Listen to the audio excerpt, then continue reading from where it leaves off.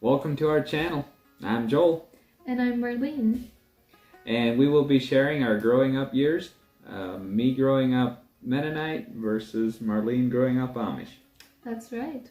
Let's go. Okay.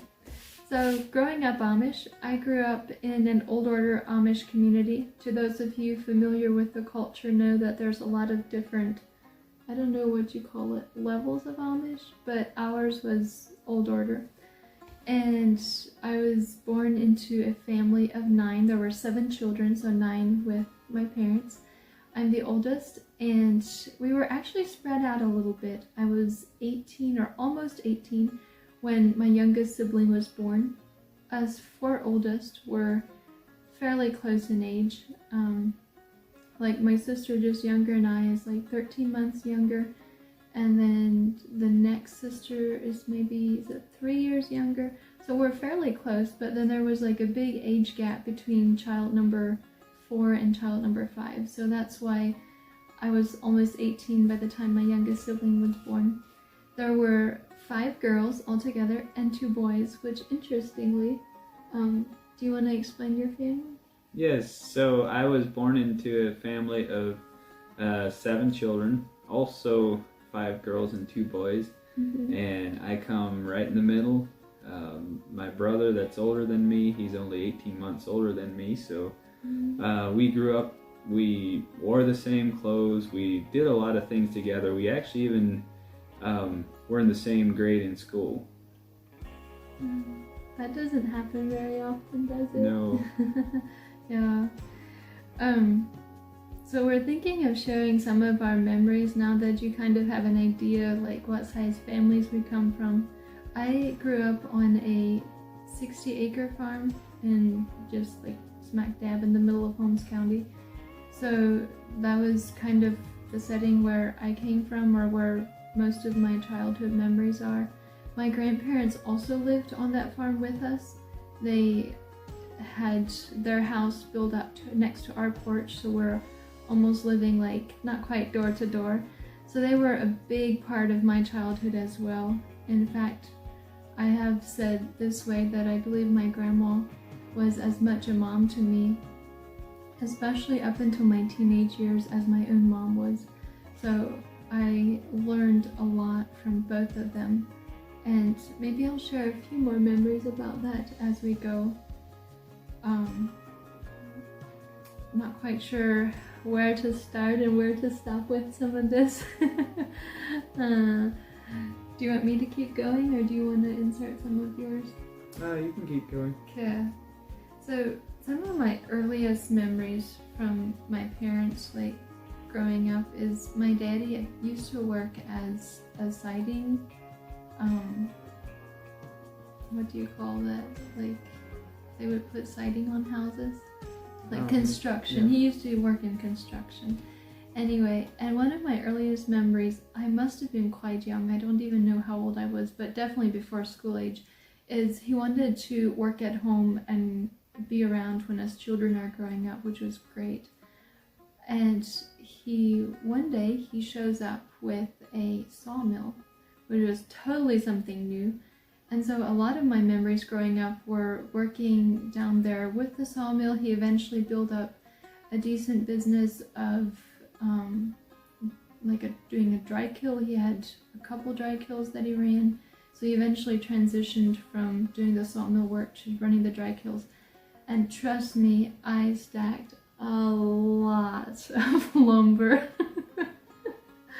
Oh my, as a child, sometimes you get tired of it, but we did get paid for it.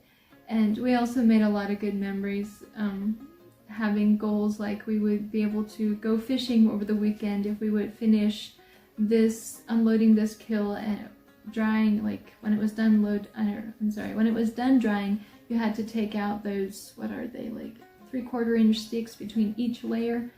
And so it took quite a bit of work. If they weren't too heavy, it wasn't bad. Obviously, I know that my parents or my dad or his hired help usually took care of the heaviest stuff. But we did that a lot, and then obviously living on a farm, there was hay to make, and we only did milking for a couple of the years, but mostly it was just hay and corn. Obviously, Usually there were steers, sometimes we had calves, sometimes there were pigs. Always had horses. That was a big part of my growing up memories. I loved spending time with the horses, and I want one again someday. Hint, hint.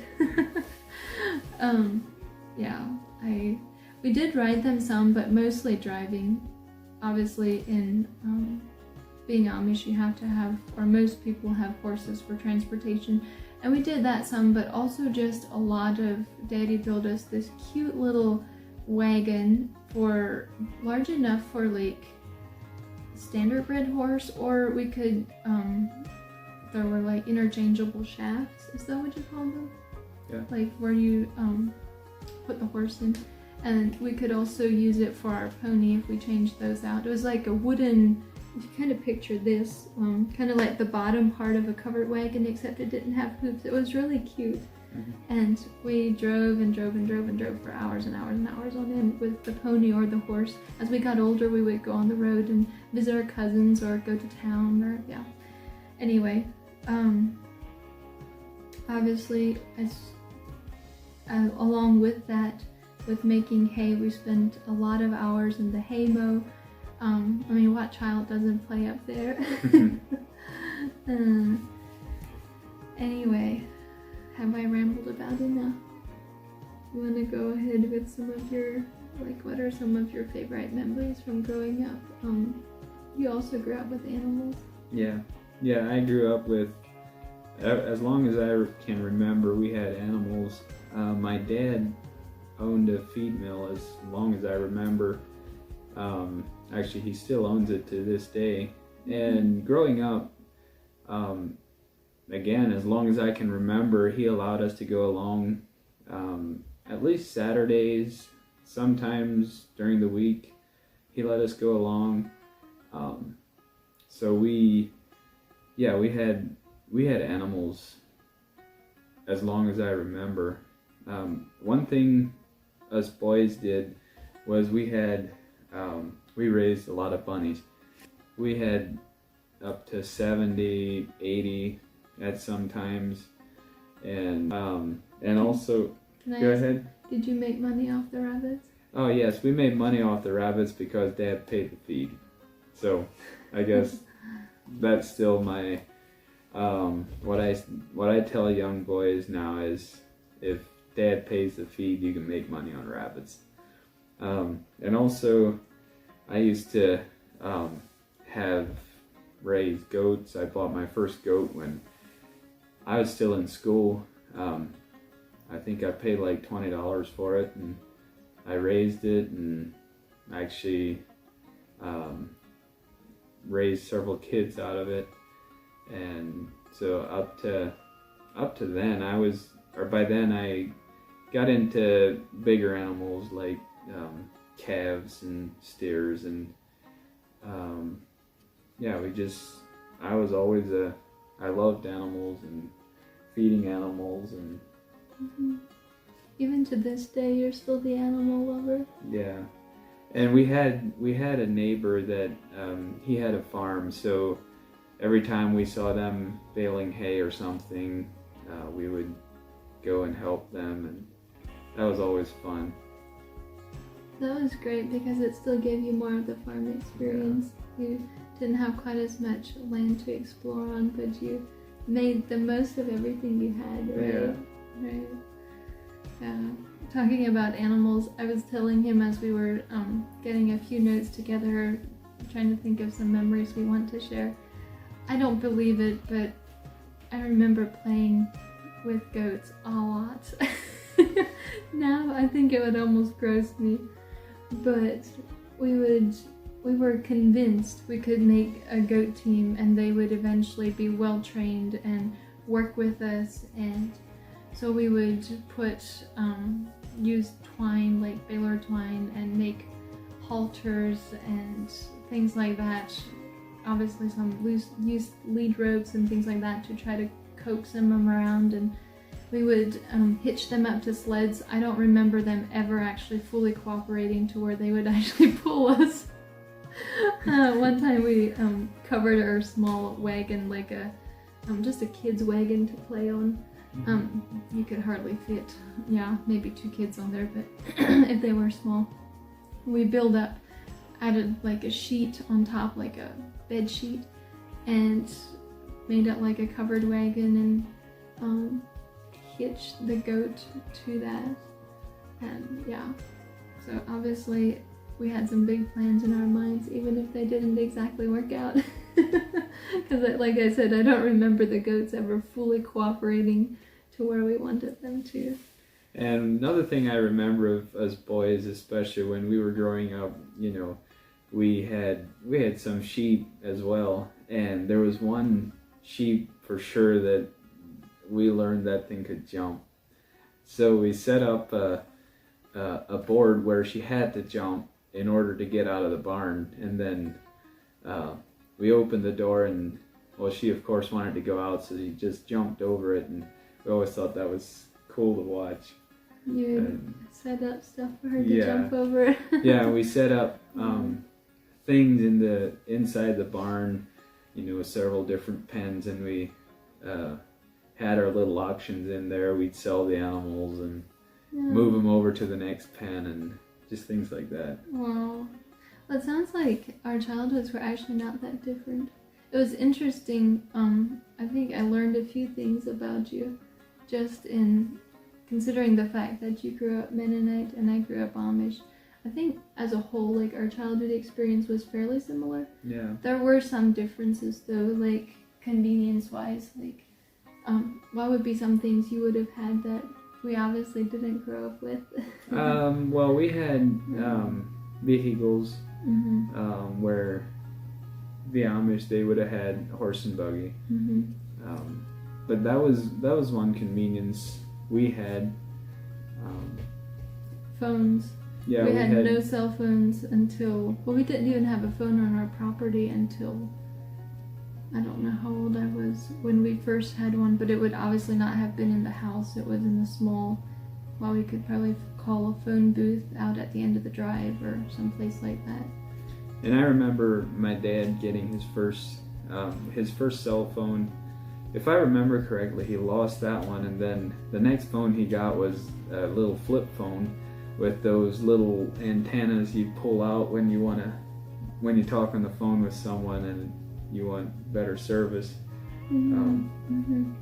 Those are just some things that I remember of, like, the first. So that wasn't first really more convenient things. Gotcha. If you come into technology. But you would always have had electricity. Yeah, we would have had electricity. Yeah, gotcha. A few other differences that probably were a little bit different was we obviously weren't allowed to have cameras, and no freezers. Well, whatever we had from like fridges or things like that in the house was obviously gas operated. And so for our freezer, like for meat storage, vegetable, or some of those bigger items, we would always have to go, I don't know, at one point it was more like 1.5 miles, 2 miles from home, but then we moved it closer to maybe just 1 mile. And I remember that was a great day. We thought our meat freezer was so close when it was just 1 mile from home. Even us children could go get it. Wow, 1 mile to go get ice cream for dessert? Well, we would have had like just the kitchen refrigerator at home. Yeah. So that would have been at home. Yeah. So on the way home from town, you make a stop to drop off some of your frozen items if you didn't have space for it at home. This is kind of a funny story, but so obviously I mentioned that I always enjoyed spending time with our horses. And we had this one standardbred, like just a regular road horse for the buggy, and us children or us girls drove her a lot too. And she was really interesting. Like, she was perfectly traffic safe and sound, but she had some other quirks about her that were, I don't know, it was just funny. Like, for example, we lived right in between 2 towns, and they were like within 3 miles. And she knew specifically which roads led to the further town. Like, there was another town like 9 miles away. And it didn't matter what part of the day, like summer, winter, heat, or like snow, whatever, she could be tired or whatever, and she would, if we got past the road or got to the road that would lead to the farther away town, she would always start running because she did not want to go that way. She knew it would be much further. Or if we're coming home from one of the towns closer to home and we go past where our freezer was, she would do the same thing. It could be like the heat of the summer and she would be like panting and tired and like getting in, but she would always try to pick up speed to get past there just so she doesn't have to stop. I don't know, it's kind of funny how animals catch on to that. A few other things that we had a lot of fun playing in the woods and camping out in the back 40. Yeah, just normal things that I guess probably most children do if they're out in the country. How about we move on to our school memories? Yeah. Want to do that? Yeah, that's fine. Do you want to start? Sure. My very first school memory, or let me back up just a little bit. I was homeschooled in first grade, and then in second grade was the first year that I went to our church school there. And my first memory there was my birthday is in August and school starts in August, and it ended up being on my birthday. So something we always just did, or the school does, is on the day of someone's birthday, the birthday boy or girl brings candy along and shares it with all the students. So I thought that was kind of interesting. And another memory, this can play in with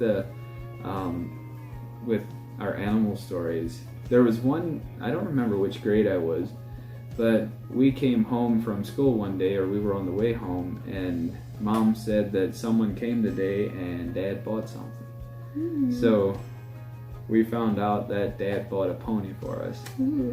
So that was the first pony we ever had, and I think he paid like $50 for it. And it ended up being a very nice pony. And the guy he bought it from, later after I was driving a truck, I took feed to that guy, and he actually took me on a ride with that pony's mom. Aww. So that's interesting. it was at a petting zoo. Gotcha. As far as school, honestly,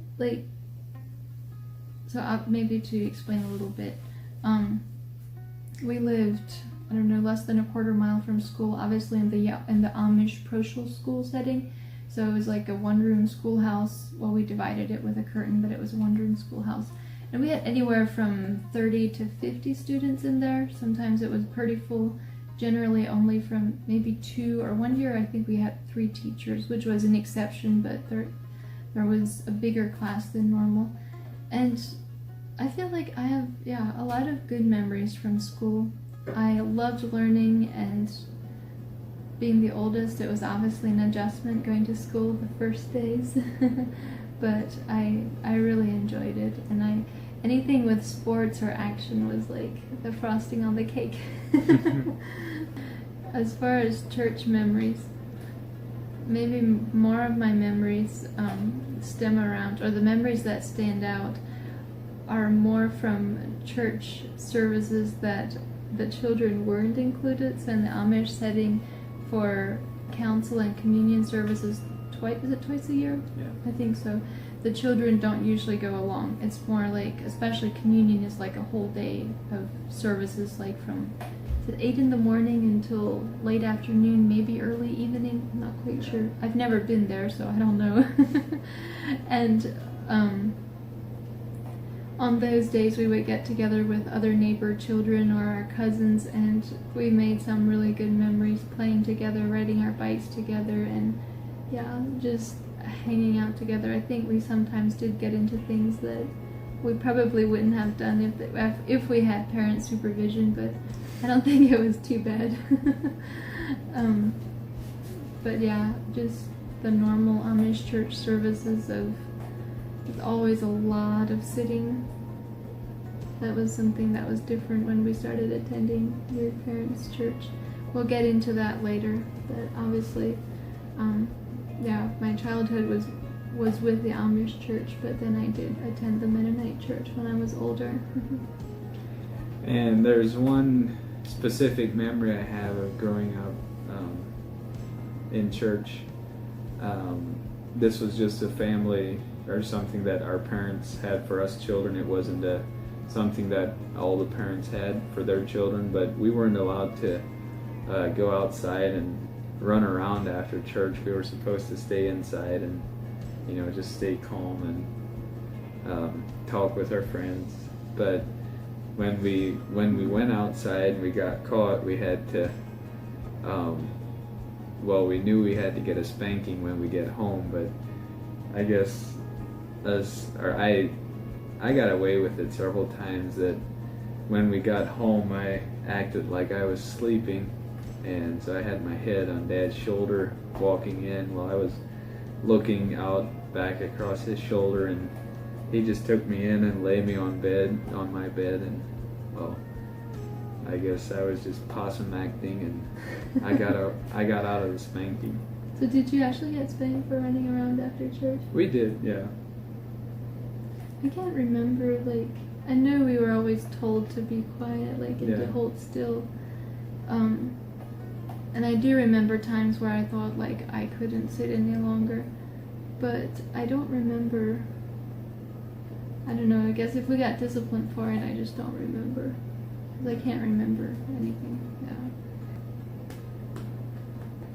So anyway, in a nutshell, I think that's a little bit of a glimpse of what it was like for us growing up Amish and Mennonite. I personally feel like I had a good childhood. Obviously there were pros and cons, and there's things that weren't always the best. Obviously my family is no longer a part of the Amish church, and so there were reasons for that. We are actually considering sharing in the next episode what it was like when my family left the Amish, and then also what it was like when we left the Mennonite church, because obviously that was a more recent, how many years is it since we left? The Mennonite church? Is that 5 years? That'd be 5 years. About 5 years. And it's at least 10 years since we left. It's more than 10 years. Maybe more like 12 years. 11. Is it 11? 13. Yeah. 13. So it's more like 11 years since I was Amish, or since my family was Amish. And it's really taken all this time to where I'm actually ready to talk about it. As far as the leaving aspect, that was definitely not the easiest part. And so we're thinking of sharing that in the next episode. So if you have any interest, you can stick around. How are you feeling about your childhood and talking about leaving the Mennonite church? As far as my childhood, I think I had a really good childhood. The values that my parents taught me are very, very high values. The morals they taught me were very good morals. Made a good man out of him. Yeah. Good. And I think to sum it all up, I had a very good childhood. And same. So yeah. So how do you feel about talking about leaving the church, the Menonite church? I think that's a little more of a stretch to me. Possibly due to the fear of what people will think. Fear of man. Yeah. I'm hoping by sharing this, we can simply be transparent. And what I mean by sharing this is sharing the good parts of our childhood. And I truly, truly feel like we were both blessed. And many of these things, if not almost all of the things that we mentioned, we want to pass on to our children. Yes. I love the family values and the work ethic and the trips we took together. And you also, some things that we didn't talk about was you were into hunting and fishing, and obviously I think you still are. Yeah. But maybe in the next episode, just kind of a continuation of this one, we'll go into what it was like leaving, some of the things that we experienced. So subscribe if you want to be here for the next one, or if you want to be notified, and drop your questions below. Yes. We would actually enjoy that, because our main desire for sharing this is if we can shed some light on what it's actually like, because I feel like there's a really twisted idea out there sometimes of what the Amish and the Mennonite culture is like, although there's more and more and more people bringing like truth and light on the topic, if that makes sense, in a positive perspective. And so that's what we hope to accomplish. And also, if there's people that have grown up in that and have had to transition out of that, I pray that us being willing to talk about it could somehow be an encouragement to somebody. Yeah. So, stick around for next time. Yes. Goodbye, and join us for the rest of the story. Yes, sir. I'm not sure if you can go Rock man. like someone going to. Ja, gut genug ist es nicht. There's people that are originals.